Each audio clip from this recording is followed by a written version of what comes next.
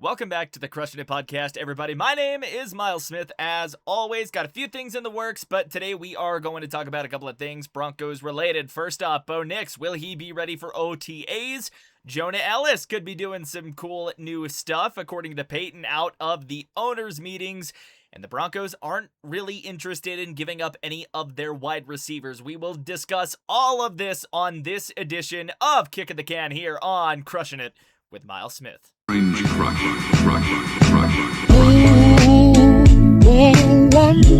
right, so this first topic, as we teased, it is Bo Nix. George Paton was caught up to by 9 News, and this article was from Mike Kliss.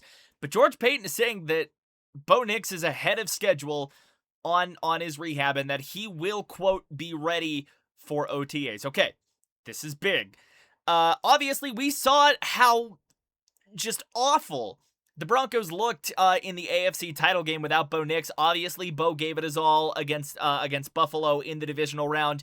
He is one of, if not the reason that Denver won that game. Bo played phenomenal in that game. Bo played great all season. Okay, maybe not all season. Of course, there were some of us that were tearing our hair out with the way that he was playing, but he picked it up.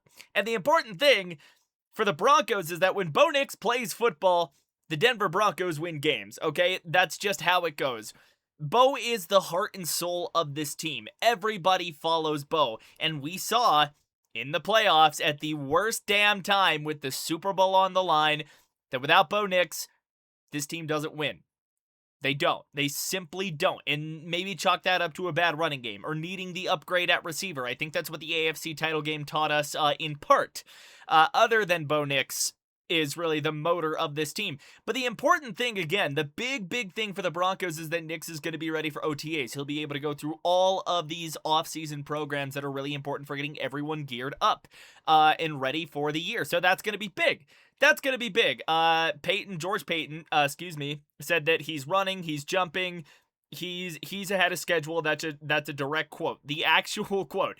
He's ahead of schedule, he's running, he's jumping. Really proud of how he's attacked rehab. He's done a great job. He'll be ready for OTAs. That is right from the horse's mouth in Broncos country. That is the news that we needed to hear today, or really just in the last couple of days. That might have come out a couple of days ago.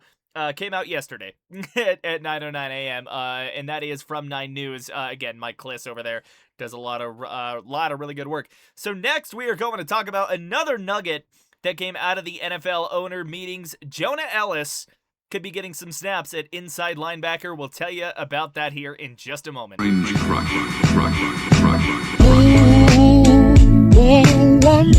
All right, so it's a Chris Thomason tweet that I found on a Broncos Wire article. Shout out to John Heath for writing for the Broncos Wire. This tweet came out at 9:03 this morning as I record this.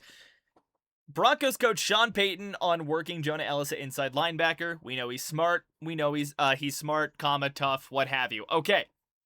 So, this is a pretty big development right here, actually. So, Denver, obviously, inside linebacker was a problem last season. Dre Greenlaw wasn't on the field. Justin Strnad was solid. He's the guy that everyone was happy that got brought back.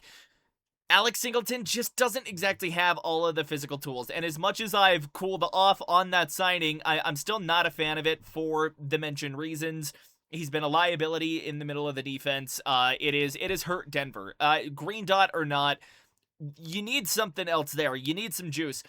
Jonah Elliss isn't going to get a ton of snaps at pass rush. Why? Because Jonathan Cooper's on the roster. Because Nick Benito's on the roster, and those guys are about as close to every down pass rushers as you get. You've got Dondre Tillman as well, who's already relatively established, and the Broncos really seem to like Q Robinson, which I get. I like him too. He didn't get a lot of opportunities over the year. Also, factoring in the fact that we haven't seen Drew Sanders ever, does the kid exist?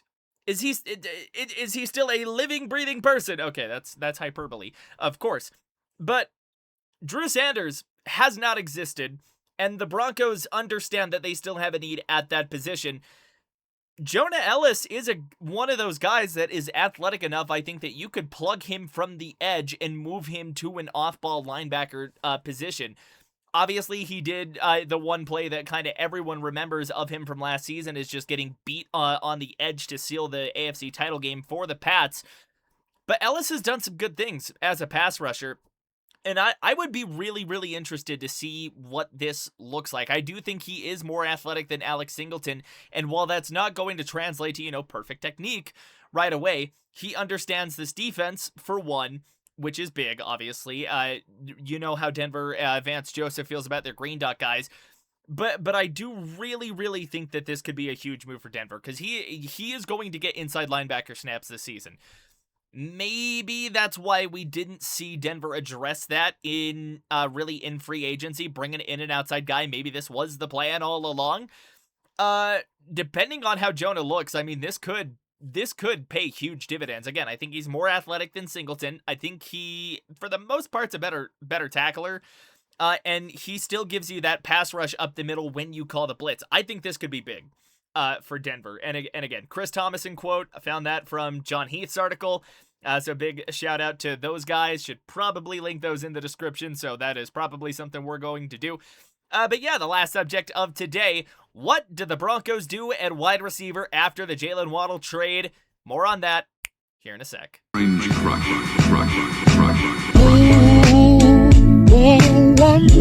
All right, so our final subject of the day, it's an Andrew Mason article for Denver Sports 103 The Fan. I listen to these guys a lot. For the most part, I think they're all pretty cool dudes. Andrew Mason, obviously, name that everybody in Broncos country kind of knows.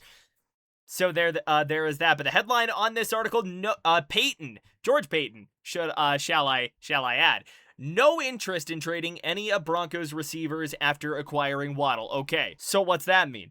So, obviously, Jaylen Waddle was added to the room, and he is more or less presumed to be wide receiver number 2. He's got the speed, he's got the skills, the guy just does shit, right?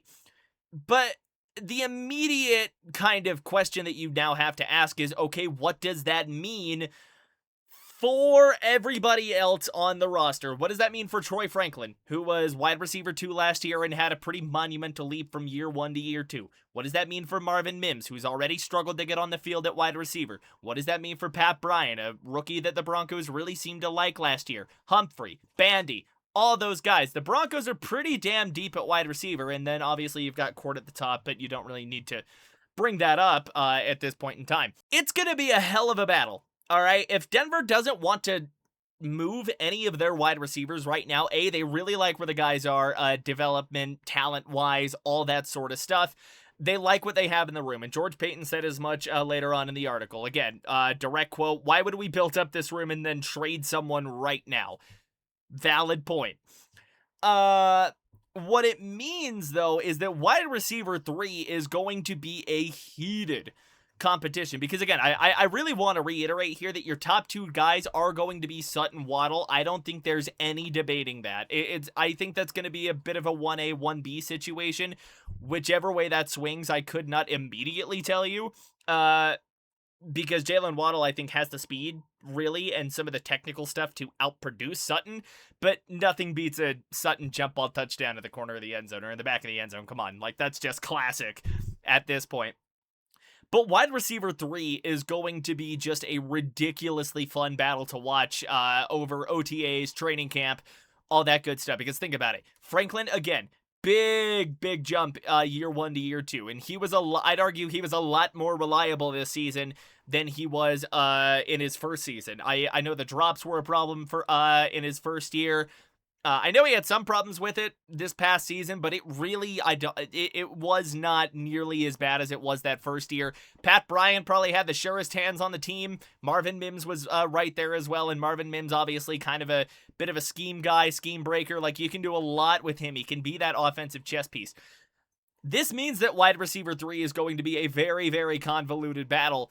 And I think the Broncos are going to have a great rotation at wide receiver next season, obviously. But I still think you're going to see a jump from Troy Franklin. Maybe not in the numbers specifically, depending on how the role is going to look. But you do have to understand here that Nix is a guy that I think can target. He can target anybody he wants on the field. Bo Nix is that type of quarterback. Jaylen Waddle is going to benefit everybody else on the field because now you can't bracket court because now you got to worry about Jaylen Waddle's top line speed. And that's going to open up opportunities for whoever that wide receiver 3, whoever that wide receiver 4, whoever ends up in those positions. And there will be an odd man out here. Keep that in mind, whether or not it's a little, Jordan Humphrey going to the practice squad with Michael Bandy. One way or another, though, like, somebody's going to be the odd man out. I think it's going to be Bandy, or Humphrey, or both. But if you ask me, I think wide receiver 3 is going to be open slot. Really, I don't think there's anything established back there at the moment, and that's pretty interesting. So that'll be one of those battles that we keep an eye on over the offseason through OTAs and all that. Denver's going to have a fun battle at wide receiver 3, and that is my biggest takeaway from that headline there. Now, before we close out, we are going to get to a couple other tidbits of news coming out kind of over the week, over the last little bit. Over the last little bit since I properly uploaded, let's be honest, it's been a second. But yeah, we will get to that here in just a minute.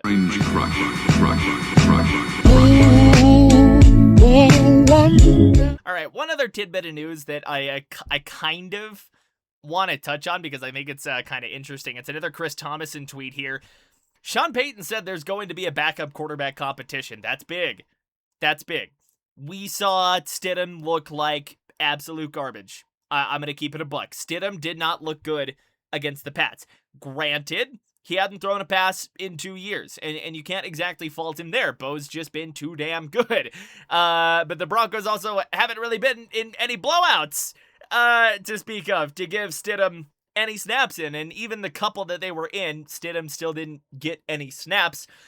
So that could be interesting. You got to remember, Sam Ehlinger stayed a Bronco rather than go to the Colts for the chance at a starting gig because he wanted to win a ring. And now Ehlinger might get rewarded with a promotion. I think Ehlinger does bring a little more in terms of just like dynamic play. I think he can do a little more. I think he's a little closer to Bo Nix than Stidham is. I think Stidham is definitely more of a statue in the pocket, maybe closer to Joe Flacco in that matter than Bo Nix. I think Ehlinger is a better archetype for the offense, for sure. It's going to be damn interesting to watch that as well. Just about as interesting to see who wins that wide receiver 3 spot in OTAs and all that jazz. But with that being said, that is going to be this episode of Kicking the Can here on Crushing It with Miles Smith. If you enjoyed, don't forget to leave a like and don't forget to subscribe. I'm on the way to 500. It's right over. My finger is not the right way. It's right here. We're less than 100 away from 500. We're somewhere in the 70s away, or maybe the 60s now from 500. So if you want to help me get there, don't forget to help support the channel, like and sub, hype the video as well if you're on mobile. Really helps me get out to more, Broncos fans, football fans, all that shit, all the people who like to hear me yap on the internet. So with that being said, thank you all so much for watching, and I will see you in the next one. Peace.